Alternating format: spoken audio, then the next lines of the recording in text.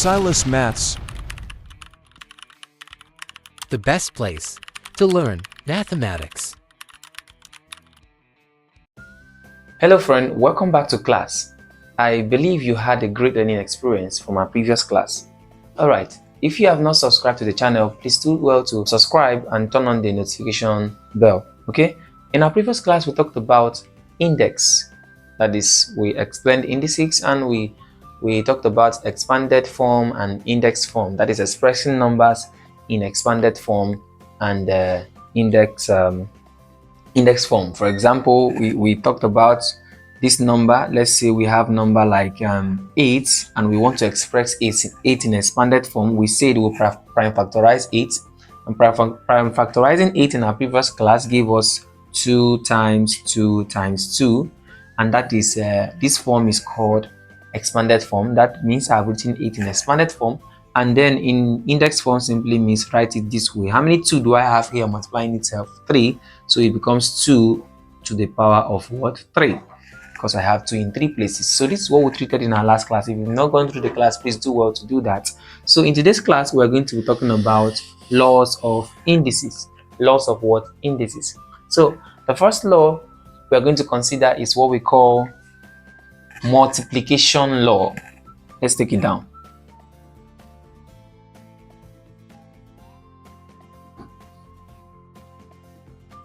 So the first law we're looking at is multiplication law. All right. So this law states that when 2 or more variables of the same base are multiplying, we pick one base and add the powers.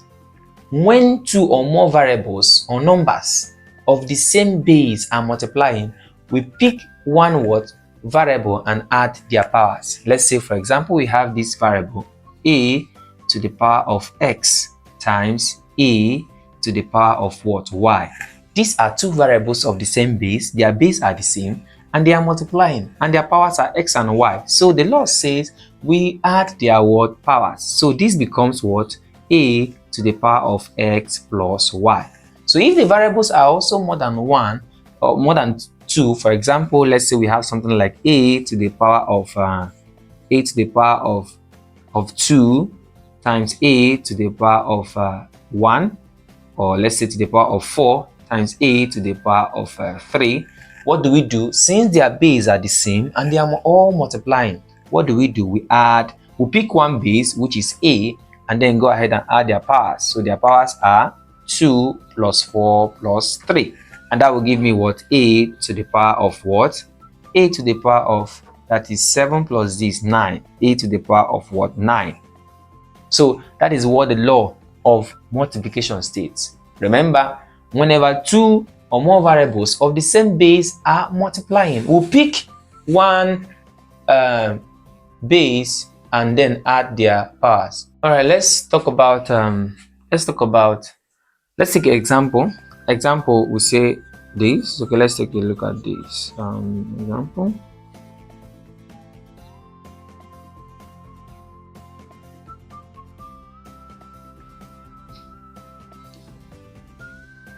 I'm waiting for you to close so that I'll start.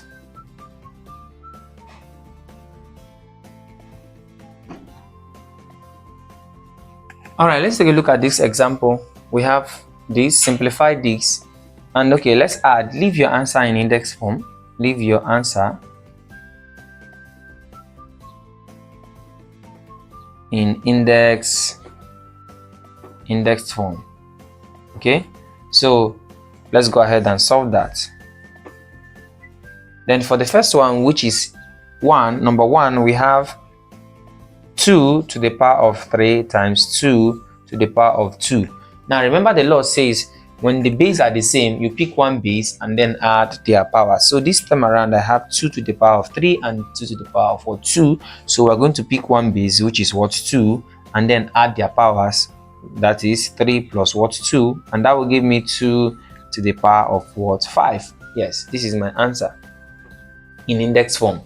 If I want to write it in the ordinary form, I could actually multiply 2 times 2 times 2 in 5 places and get my final answer.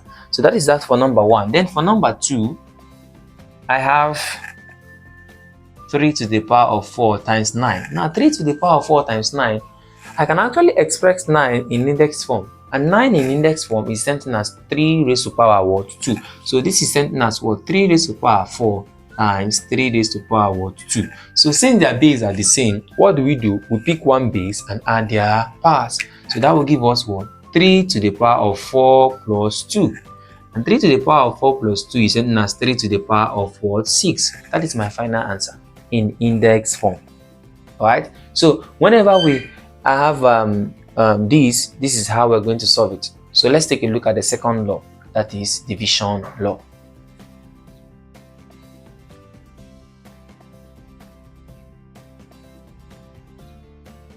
Now, division law of indices or exponents states that whenever two or more variables of the same base are divided, what do? We pick one base and subtract their what?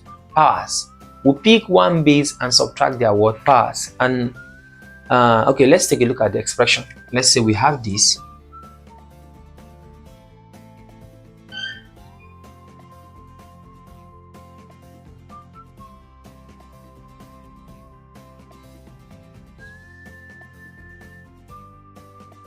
Now let's say we have this and this are the same thing, a to the power of x divided by a to the power of y, or a to the power of x divided by a to the power of y. They are the same thing. So that law says that whenever we have this kind of thing, they are of the same base. So we'll go ahead and pick what?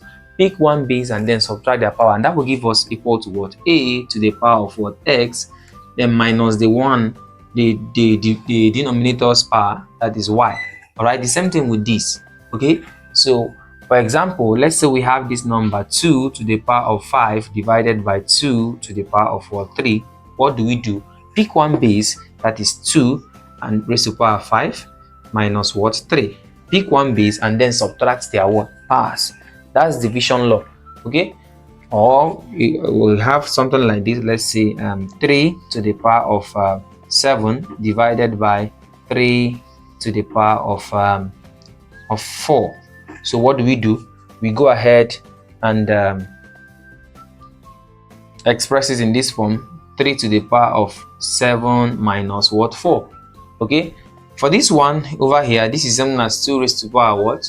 2 raised to power 2. Then for this one, this is something as 3 raised to power what? 3 raised to power what? 3. Yes, because 7 minus 4 will give us 3. Then for this, 5 minus 3 will give us 2. All right, so pick one base and then subtract their powers. While multiplication, pick one base and add their powers.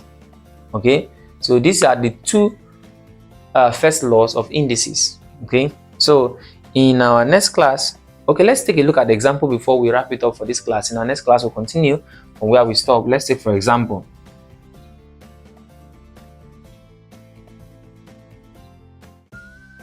simplify the following.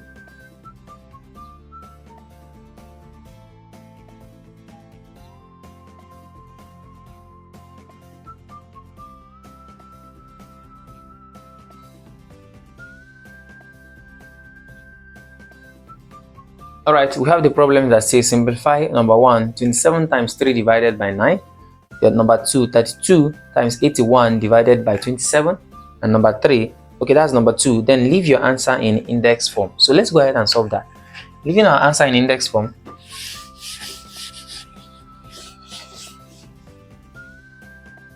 So to do that, we have solution. For number 1, I have 27 times 3 divided by 9. So I can express these numbers in index form, right? If I want to use cancellation or reducing them, I can actually do that. But let me express them in index form. 27 is something as 3 raised to power 3, because 3 times 3 is 9. 9 times 3, 27 times what? 3 divided by what? 9. Okay, so and that will give me, for the numerator part, I can express 9 in this form, that is 3 raised to power 2 as well. Okay, so that will give me, this is 3 is something as 3 raised to power 1. So if I go ahead and apply the multiplication law in the numerator part, I'll pick one of the base, which is 3, and then add their powers. By add their powers, I'm going to have what? 3 plus 1 divided by 3 raised to power what? 2. Right? So after which this is going to give me what? 3 raised to power 4, add their powers, divided by what? 3 raised to power what? 2. 3 raised to power 2, right? Then we'll go ahead and apply the law of division now. Pick one base and subtract their power. So if I pick one base, which is 3, then I'll go ahead and subtract their power, which is 4 minus what? 2, and that will give me 3 raised to power what? 2. So this is in the index form. In ordinary form, this will give us 9. Our answer is what? 9. Okay, so let's go ahead with the second one. Number 2, I have 32 times 81 all over what? 16 times 27. Now I can actually express them in index form. Express this and this, all the numbers in index form. I'm going to have for 32 is something as 2 to the power of what? 5 times 81 is something as 3 to the power of what? 4. 3 times 3 is going to give me 9. 9 times 3 27. 27 times 3 81. So we have this 3 raised to power 4 all over 16 is something as 2 raised to power 2 times 2. You can express it that 2 times 2 times 2 times 2. 2 times 2 is 4. 4 times 2 8. 8 times 2 is 16. So that means the 16 is something as 2 to the power of what? 4. Then y27 is 3 times 3 times 3. So 3 times 3 9. 9 times 3 is 27. So we have 3 raised to power what? 3. Now at this point, I now have some similar factors here. For this one, 2 to the power of 5 and 2 to the power of 4, they are dividing, so I can subtract their power. So this is equal to what? 2. Pick one of the base. We have 2 to the power of 5 minus what? 4. That is for these two that are common. Okay, then why for the second one, I have 3 to the power of 4 and this one, so this will give me times 3 to the power of what? 4 minus 3. Okay, so since they are dividing, remember when they are dividing and they are common, we pick one base and subtract their powers. That's what we are doing, and that will end up giving us what? For this one, I'm going to have 2 raised to power what? 1 times what? 3 raised to power what? 1, and that is something as what? 2 times 3. In index form, this is the answer, while in ordinary form, the answer becomes what? 6. The answer becomes 6. So you can leave it this way. All right, so that is how we apply these two laws. We're going to give it a pause here. In our next class, we'll continue with the remaining laws. All right, do well to ask any question. If you are confused in any point, drop your question at the comment section. All right, so in our next class, we'll continue. Don't forget to subscribe, like, and share this video. Thanks for joining. See you in our next class. Bye for now.